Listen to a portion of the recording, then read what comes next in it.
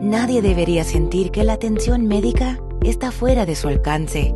HDR Healthcare Network se dedica a servir a esta comunidad con servicios de atención primaria, medicina de adultos, pediatría, medicina familiar y servicios médicos de urgencia. Cuando la atención médica es integrada y accesible, todos ganamos. Visite hdrhealthcarenetwork.com y descubra un centro de salud de calidad cerca de usted.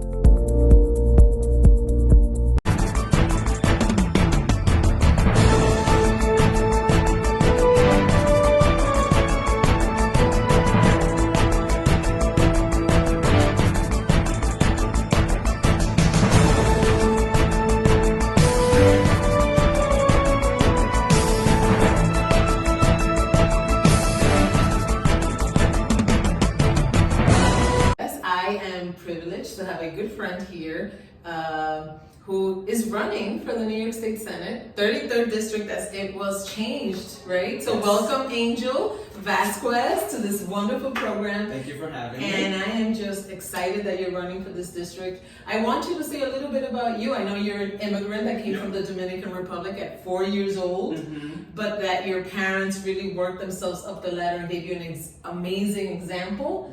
And then that was sort of like how you began. Yeah, I mean, I really do credit my parents for all their hard work. You know, they came to this country seeking an American dream, and they instilled within me a sense of determination and perseverance. And because of them, I was able to study industrial and labor relations at Cornell University.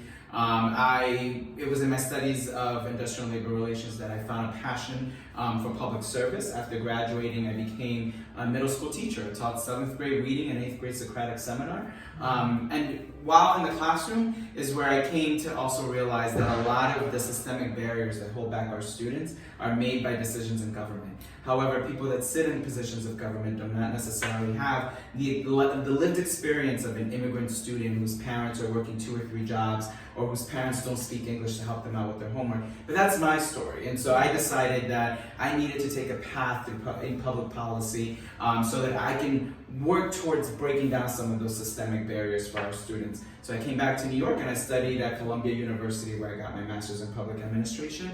And for the last 7 years, I've been doing public policy work, specifically in the areas of education and labor policy. You know, I am so excited that you're running, and I think you're going to do a fantastic job because you bring an amazing background in terms of your education and experience. And at a very young age, I guess your parents really taught you that you have to, nothing takes the place of knowledge. Absolutely. So with that being said, I wanted to just jump into the issues because I know that a lot is going on in the city in terms of crime. Absolutely. And the pandemic and, the lack of affordable housing in the city. And those communities that you will be representing, those are the issues that are at the top of those communities. Yeah. And I wonder, what are your proposals on these 3 specific things that I talked about, which is housing, the pandemic, and violence, and mental health, and homelessness. If you can just briefly, sort of, for our viewers, just say a little bit about what you feel and how you can tackle those issues if and when you get elected. Sure. So I think that there's no doubt that the crime and the violence in our city is a bit out of control at the moment. I think a lot of the violence that we're seeing playing out is mental health related. I think for decades the state has permitted private hospitals to shut down their psych units. And it's because there are other units that might be more profitable for hospitals. And so now we're actually seeing the crisis playing out on our streets, where we have a mental health crisis. People are afraid of riding the subways. People are afraid of getting on public transportation. So that's one of the big issues that definitely needs to be tackled, where we can expand the amount of mental health services, but I also think we need to add more supportive housing for our homeless population. Absolutely. There's an intersectionality that exists between homelessness and mental health. And there are other services that people would require by the time they get to this place of homelessness.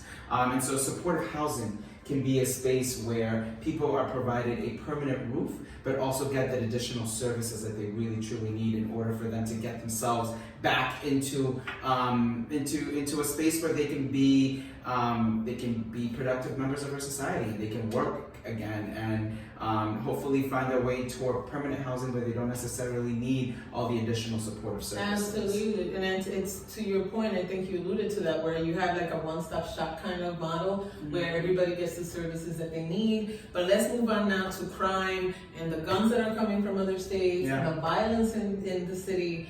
And all the conversations between Governor Hochul and Mayor Adams, who I give him a lot of credit for introducing these new policies, and he's trying to do a lot in terms of dividing and understanding the mental health issues and all of the different levels of crime, and introducing legislation to also reform the law when it pertains to gun violence. And so what is your thought on this? What is your take? Yeah, I mean, listen, I appreciate the fact that the most recent past state budget included an expansion of Kendra's law, which is where judges have more discretion over the services that someone who is present in front of them may be required to have to take. That may be some inpatient service, mental health services for those individuals. I appreciate that was included. I also appreciated some of the reforms that were included around guns. So, an illegal possession of a gun, perhaps you should have bail. A judge should have the ability to set bail if someone has the illegal possession of a gun. Clearly, the guns are coming into our city, and they're making our city is a much more dangerous place. And so I do think that judges should have some level of discretion over setting bail if someone has an illegal possession of a gun in our city. Finally, I want to talk about what we all are facing. I mean, how was it for you for COVID? And what do you think about COVID and, the divide and the protesting and the different opinions you have? On one end, kids that are, first grade, kindergarten, parents concerned about them not wearing the mask. But then the professionals, as we've discussed in other programs earlier, they're the ones that have the science. We have to follow the science. Versus, people being scared, taking the train, all these cases that are being brought before the, federal court, then deciding, I believe today, that they turned down the not wearing masks in public transportation. What is your thought? I mean, do you think that we should reform? Is it listening to the expert? Should there be, the other thing is, I remember the mayor had players that don't have to wear the masks, right? Who are in sports, but then public, employees, in particular in the fire department, have to be vaccinated. Yeah. All of that. Tell me, wrap it up. Yeah. Tell me a little bit. I mean, listen. I think we really just need to follow the science. At the end of the day, COVID is a virus that can be fatal. Fatality is certainly no one wants to get to that space, right? So I think we have to follow the science. I think we have to be guided by the experts, and we can't pretend to be public health experts ourselves. I think we need to, listen to them and be guided by them. And I think that they have been helping us get through this, and I think that they're going to continue to help us get through this. But again, follow the science and listen to the experts. The last question, for those of my viewers love to ask these questions, and I'm getting a lot of texts and asking, they're excited that you're running. Why should a person run for you? What is it you're going to do different than the person who's there now and others that have been there? Yeah, I mean, I think the most important piece that I bring to the table is that I am someone who has been a public policy expert for over 7 years. I have actually drafted legislation and seen it pass into law. I think that that's missing from our current leadership. Someone who's actually interested in legislating for our district, so that, legislating is a very powerful tool. It changes our society. It tells us what is good, what is bad, what can be done, what cannot be done. Absolutely. We need someone who has a genuine interest in wanting to actually legislate. And I'm just not seeing that from our current state elected. And the other piece is the constituent services. I think it's time for our district offices to be open. And, you need to have a deep understanding of the diverse needs of the entire district and provide for that direct need. I know for a fact that there are some of those elderly 75-year-old grandmothers in our district, for example, that simply need for someone to translate a document for them. And that's what they need a district office for. That's currently not happening from our state elected official. And so that's something that I know personally, having ran a district office before, I know exactly what the needs of the district are, and I want to be able to bring those services directly to our citizens. That is wonderful. We're wishing you all of the best. Here's the poster, guys. If you want to come come and volunteer for Angel. He's going to give you the website. Sure. Also, there's some fundraising because I want people to know that when you're running a campaign, there's a lot of expenses where you have to run the website.